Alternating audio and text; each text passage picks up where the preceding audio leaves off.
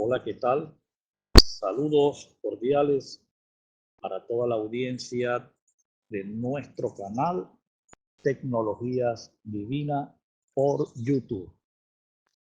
Bueno, hoy vamos a darle continuidad al tema que está en desarrollo o el cual hemos titulado Los dones del Espíritu. Para mí, pues, siempre será un placer, un amor, servir de plataforma, de instrumento, de canal, como a bien quiera llamarlo, para sembrar esta semilla de entendimiento, producir alguna medida de entendimiento en la audiencia de nuestro canal con respecto a estos temas tan trillados, tan polémicos, tan emblemáticos y que a mi juicio, sin ser presumido, sin ser arrogante, existe muy poca luz al respecto. Solo hay que hacer un análisis sencillo, elemental, para darse cuenta la malinterpretación que existe alrededor de estos temas. No se necesita ser muy exégeta bíblico, muy estudioso, pero tampoco tan superficial con una mera lectura, sino usar reglas elementales básicas de estudio, de investigación, de análisis, para darse cuenta lo mal que han sido interpretados todos estos temas, aquí pues condensados en 9 dones llamados los dones del Espíritu. Y hoy vamos a cubrir la sexta cápsula de este tema. Hoy vamos a tocar o analizar, a reflexionar sobre el tema, el segundo don de estas manifestaciones de inspiración, como lo es el don de diversos géneros de lengua. Y para ello yo le voy a pedir, por favor, que ubique su Biblia la escritura que hemos estado utilizando como base y fundamento sobre la cual estamos construyendo o edificando este tema. Se encuentra en 1 Corintios capítulo 12, versículo 4 en adelante. Dice así: ahora bien, hay diversidad de dones, pero el Espíritu es el mismo. Y hay diversidad de ministerios, pero el Señor es el mismo.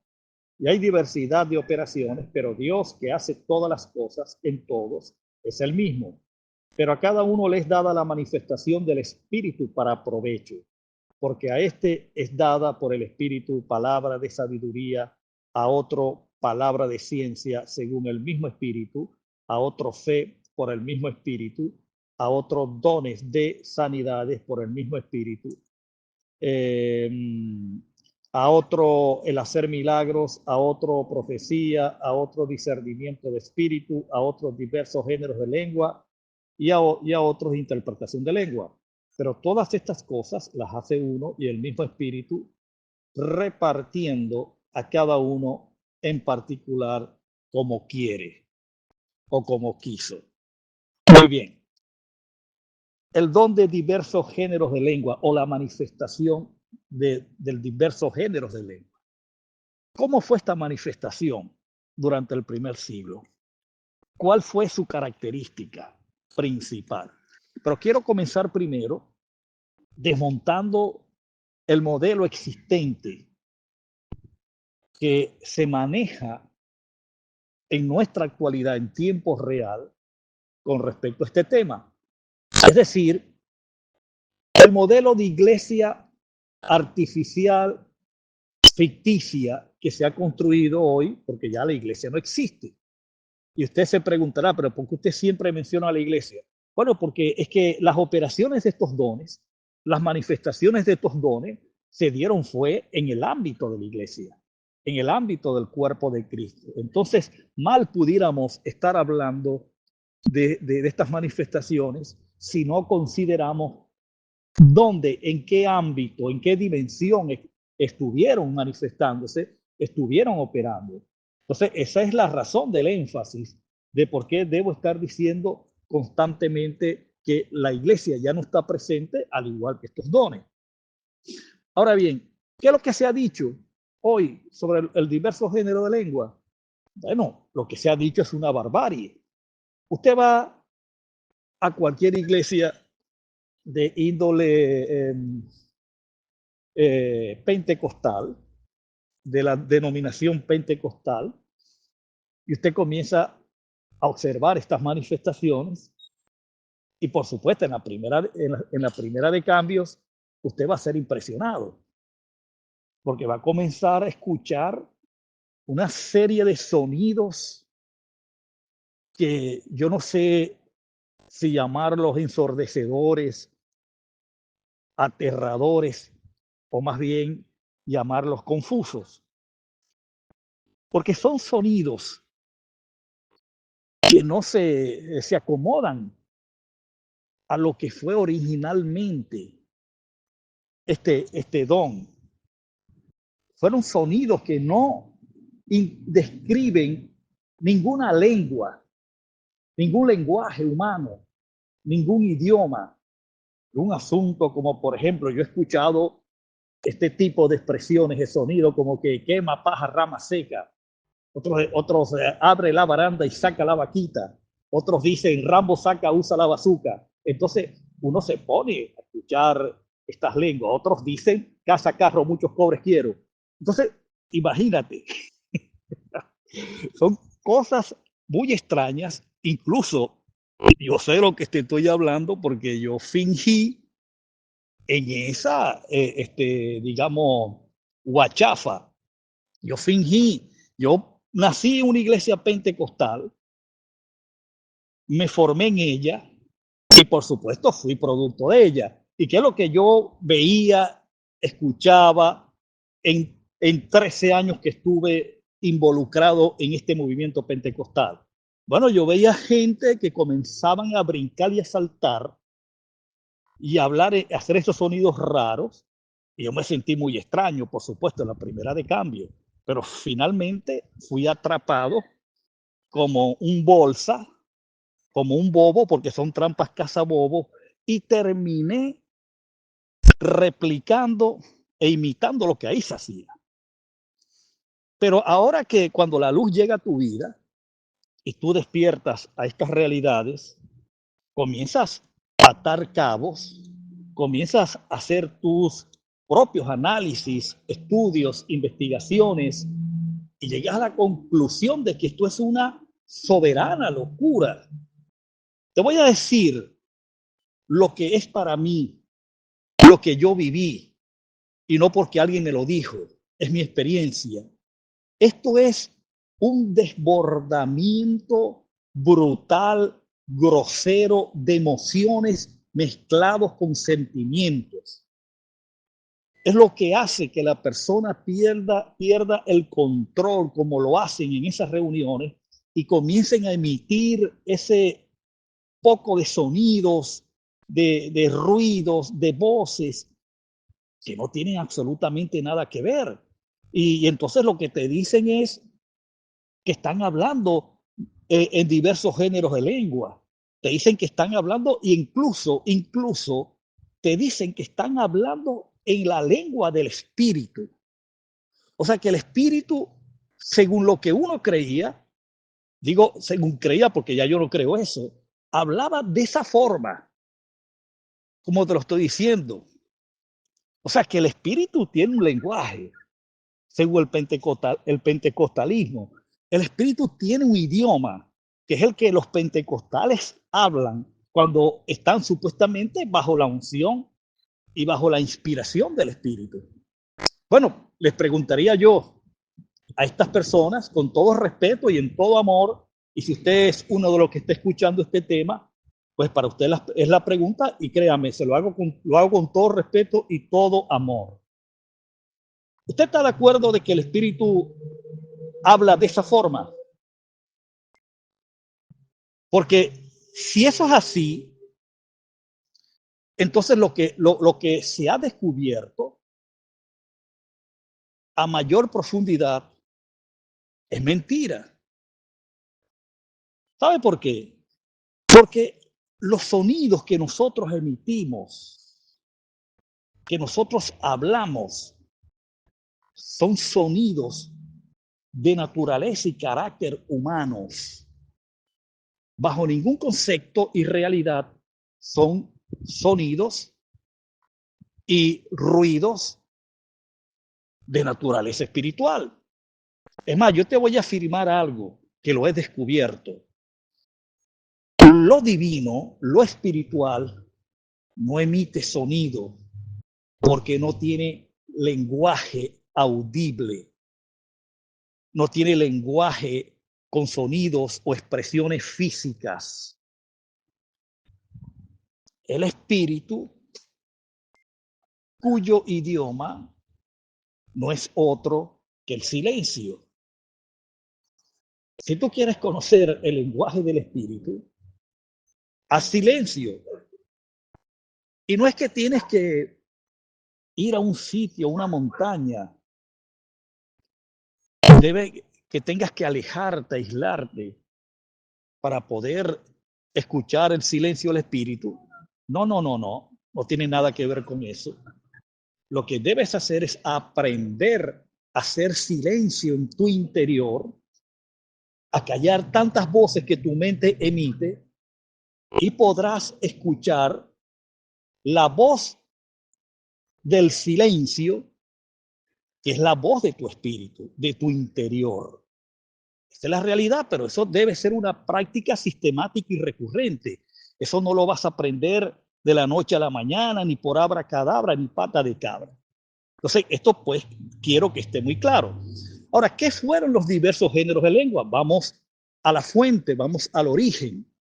Hechos capítulo 2 dice desde el verso 1 en adelante que estaban todos reunidos en el día del Pentecostés y de repente apareció un viento recio, voy a parafrasear, apareció un viento recio, el cual llenó toda la casa y aparecieron lenguas repartidas como de fuego, fíjate que dice lengua, lenguas como repartidas de fuego, asentándose en cada uno de los que estaban presentes y comenzaron a hablar en otras lenguas según, escuche bien, según el Espíritu les daba que hablase, que es lo que realmente establece los pasajes que hemos leído de 1 Corintios capítulo 12. O sea, es el Espíritu quien los colocaba, los ponía a hablar en otras lenguas de naturaleza humana. Es decir, para actualizarlo a nuestros tiempos, para adaptarlo a nuestros tiempos, hablaban en otros idiomas. Y esto no era nuevo, esto ya había sido profetizado. Jeremías, en una de sus profecías, dijo, en los últimos tiempos o en los últimos días, hablando de los últimos tiempos y días del pacto de la ley, yo hablaré, dijo Yahvé, yo hablaré por lengua de tartamudos a este pueblo y aún así entenderán y creerán. O sea que para aquellos días, los días de Jeremías, los idiomas, los que usted y yo conocemos hoy como idiomas, para él o para ellos eran lenguas de tartamudo. Lo cierto es, fíjate, este evento tan importante que te voy a describir o que está descrito aquí en Hechos capítulo 2. Si tú lees, corres y haces la lectura completa del capítulo 2, te vas a dar cuenta que debajo de los cielos de Jerusalén habían de individuos de todas las nacionalidades o de todas las naciones que existían en aquel entonces. Y registra la narrativa de Hechos capítulo 2, que cada uno de ellos escuchó a estos 120 hablando de las maravillas de Dios en sus propias lenguas. Entonces, ¿qué es lo primero que podemos extraer de este acontecimiento? ¿Qué es lo primero que podemos observar? Y es que ellos estaban hablando en lenguas humanas, porque estaban hablando en las lenguas de todas las nacionalidades que existían debajo del cielo, es decir, todas las naciones que habían en aquellos días, ellos estaban hablando en las lenguas de ellos las maravillas del Señor. Es decir, ellos estaban haciendo un evangelio mundial por adelantado, por anticipado. Ya ellos estaban llegando a todas las naciones con la predicación del evangelio.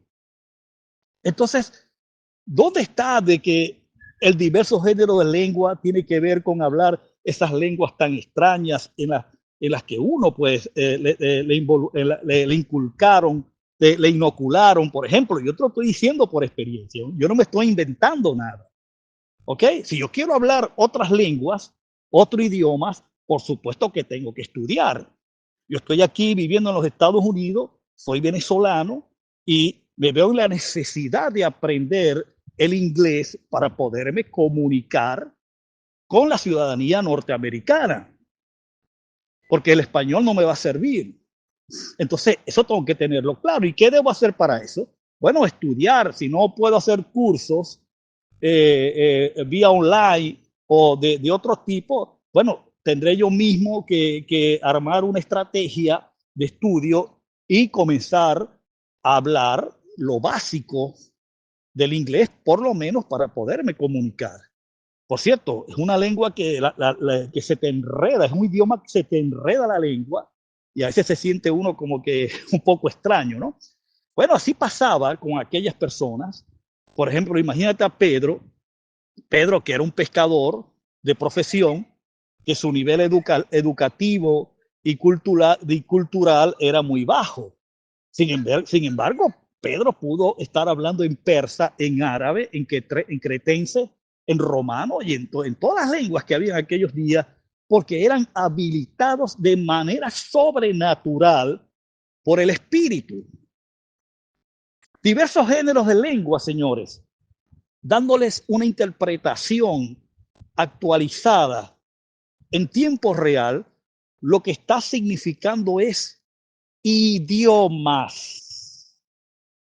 Olvídate de esa lengua del espíritu y que quema paja, rama seca y que abre la baranda y saca la vaquita y que Isa manda aquí, Isa manda allá. Todo eso es falso de toda falsedad. Todo eso es emocionalismo y sentimentalismo. Eso es un cóctel de emociones, de sentimientos, de ignorancia y de pasión, y que no tiene absolutamente nada que ver con lo que es o lo que son los diversos géneros de lengua. Tú te lees el capítulo 2 de Hechos y ahí vas a ver la respuesta a lo que yo te estoy diciendo, porque vas a ver claramente que el público que había presente en aquellos días cuando se dio el día del Pentecostés estaban alrededor porque ellos fueron atraídos por aquel acontecimiento, porque se dice que fue literalmente un viento recio.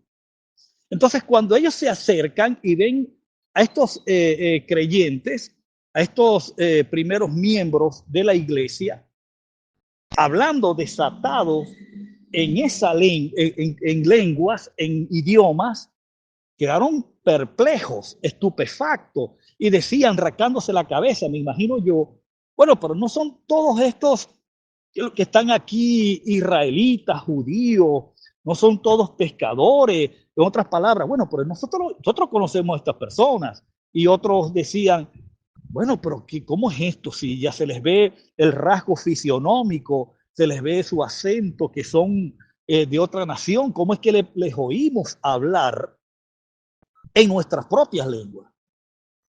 ¿Me explico? Entonces, estos individuos eran habilitados por el Espíritu para hablar en otros idiomas. O sea, que en nuestra actualidad pudiéramos llamarlos políglotas. ¿Qué es un políglota? Un políglota es un individuo que habla varias lenguas, por lo menos tres o más. Eso es un políglota. Mientras que uno que habla dos lenguas es bilingüe. Me estoy explicando.